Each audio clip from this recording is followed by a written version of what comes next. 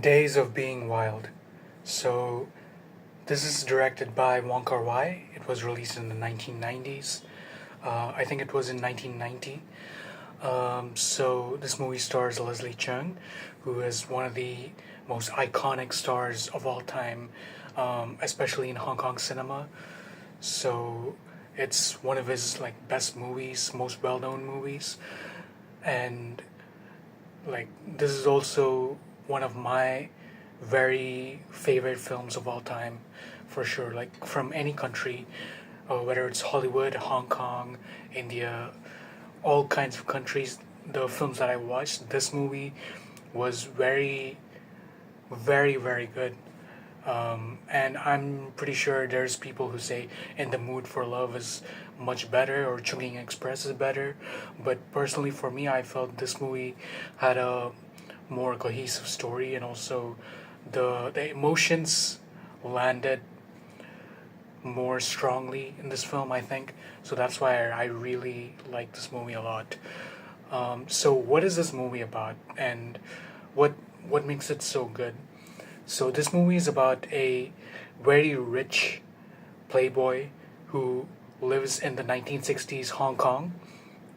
And what he does is he goes around, he seduces women, and he sleeps with them. But when they get too close to him, he's like, "No, I don't want to get married. I don't want to do this long term," and he cuts them off. And one of the girls he cuts off is Maggie Chung, so we follow her story as well after what happened to her after this breakup. She finds another guy who is Andy Lau. He plays a policeman in this movie who is very young. He is kind of also just doing his job, and he's kind of lonely as well. Like all these characters in this movie are quite lonely. This is a very common theme in Wong Kar-wai's films. And Hong Kong is also very the way it is. It's a very isolated city. It's very fast paced, and there's not enough room or time for connection. And it's seen in Wong Kar Wai's films almost all the time. Um, so in this movie, all the characters have this kind of issue that they couldn't really have a lasting connection with anyone. And even if they do, the person runs away or the person disappears, and we couldn't find that person again, or the person has moved out of Hong Kong to another place, things like that. So we see that throughout this movie and other films in his filmography as well. So yes, this movie is about this playboy who we learn eventually that this guy, he wants to, like, the the crux of the movie is that the mom he has is very controlling. She doesn't let him go out of her control in a way. Like even though he's like going around with these women, still at the end of the day he's still in the control of this woman, of his mom. And I'm not sure if it's a spoiler or not, but whoever didn't watch the movie, please do go watch it. I'm gonna get into the spoiler territory. So we find out that the mom he has is not his real mom. It's actually his adopted mother. His real mother is in the Philippines. So that's why there has always been this difficulty um, for Leslie Cheung's character. He never felt a real connection with a woman, so he kind of goes around becoming a playboy, and he decides, okay, you know what, I'm gonna find my real mother. Then he goes to Philippines, and once he goes there, he tries to see his mom, but she doesn't want to see him, and we don't know why she doesn't want to see him. So he goes back really heartbroken, and he's like, oh no, I just want to fly. I just want to fly away. And that's also a common theme in this movie, that he just wants to keep flying. He doesn't want to land. He just wants to be free, like a bird, right? So at the end, we do see that that doesn't really work out for him. He gets killed eventually. So It's also very interesting that they connected the story of Andy Lau with him in the place that they go on the train to the Philippines and coming back, um, because we know as the audience that these two guys dated the same women, but the characters themselves don't know who these people are and how each other affected them, and that is also a very interesting like plot device in movies where different people affect each other, but we don't know exactly to what extent. And that is it's realistic as well. That is how it is in real life. We affect each other in a way we don't know, and we do see each other, but we don't know the full extent of how we affected each other, how the people that we know are connected.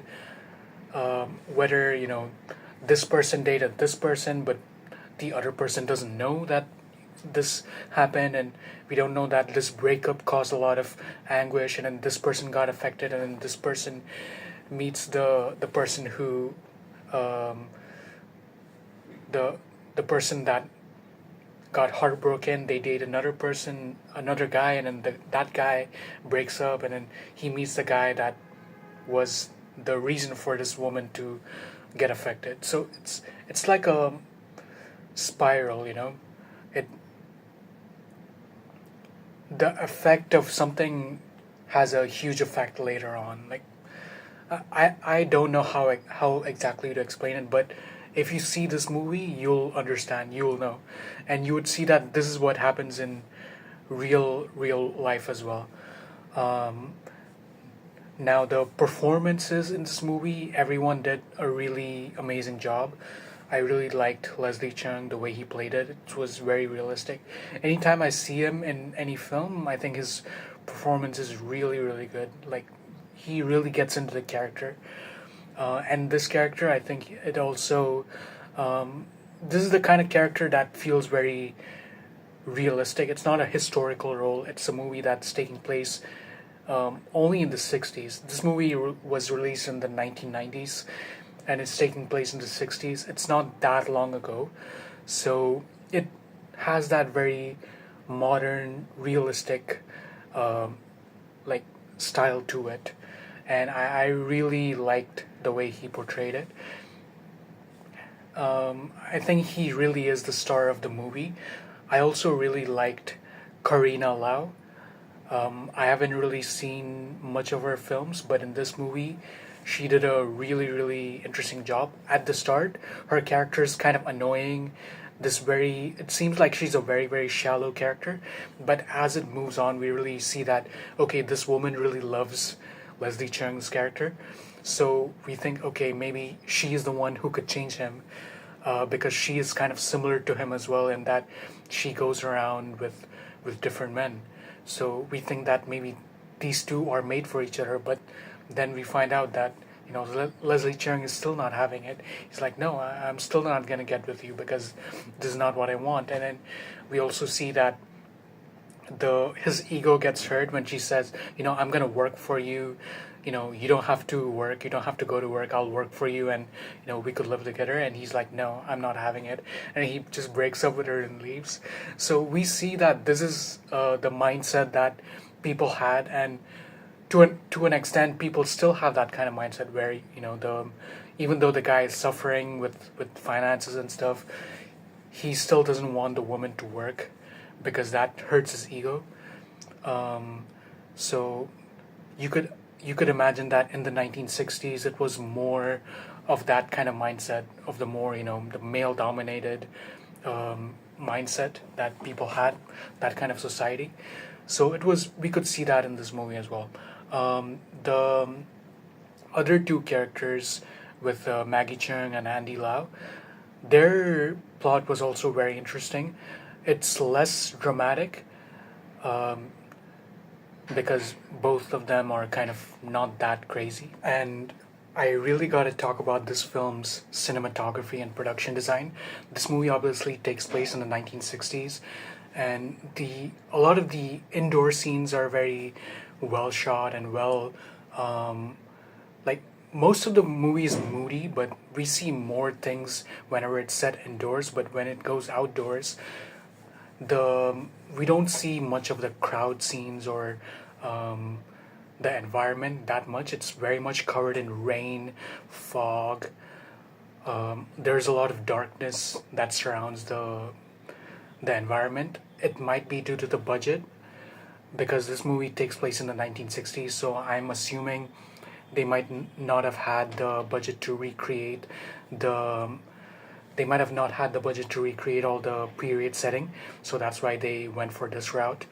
Also, it gives this feeling of isolation and moodiness that this movie's stories really needed. So I think it really works very well. And the movie also is only about a few characters. There's like only four main characters, and the whole story just revolves around them most of the time. So there's a lot of scenes where it's just two people talking to each other, and some scenes there's only one character in the movie. I mean, one character in the scene. He's just doing his own thing. For example, there's a scene where Leslie Cheung is dancing, and he's listening to music. He's on the bed. He gets up. He's just in his underwear, and he's just dancing. So we got moments like this. So yeah, I think the tone that they set, the mood that they set, I think the production design is very good for this. And the cinematography, there's a lot of close-up shots, and the way the close-up shots are filmed is also very aesthetic. The film has a lot of diffusion filters with the cinematography. They don't try to make everything look very clear and sharp. Instead, they make the how do you say, the details not that seen. There's a lot of diffusion, and I think it adds to that really moody quality of this film as well. Um, and the way the film goes, the screenplay, it doesn't have a traditional normal screenplay.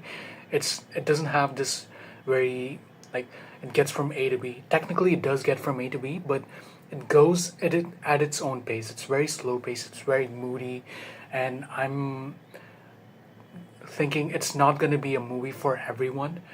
People are going to find this movie very slow paced. But for those who are looking for that very aesthetic movie, very interesting character study, I think this movie is a must watch for them. And it was also very interesting because I would assume that a lot of films that were very successful in at least Hong Kong cinema, where it is very popular for movies to be fast paced, this movie was kind of slow paced. So it was very interesting to see that the audiences were very mature. They accepted this type of storytelling. They accepted this kind of a film. So especially with big stars, you would assume that the big star movies would be very fast paced. The audience was not gonna have the attention span for a slow paced film, but it was very good to see that this movie was ahead at the time of release as well. So yeah, it's very interesting to see that the Hong Kong audience, the film audience, were quite interesting. Like they accepted many different types of films, um, and I hope there's a resurgence in the Hong Kong film industry in the current day as well, where different types of films are produced and made, and it does become a big hit both here and overseas. But let's see, only time will tell. Um, and overall, I think this movie is really good. I do hope that more people watch this film. I hope to see more films like it as well. It is a little melancholic. It is a little depressing to a certain extent, but it's all warranted. I think it's good that that kind of mood is there. The story is just very well told. So yeah, this is my review, and I hope to see you in the next review.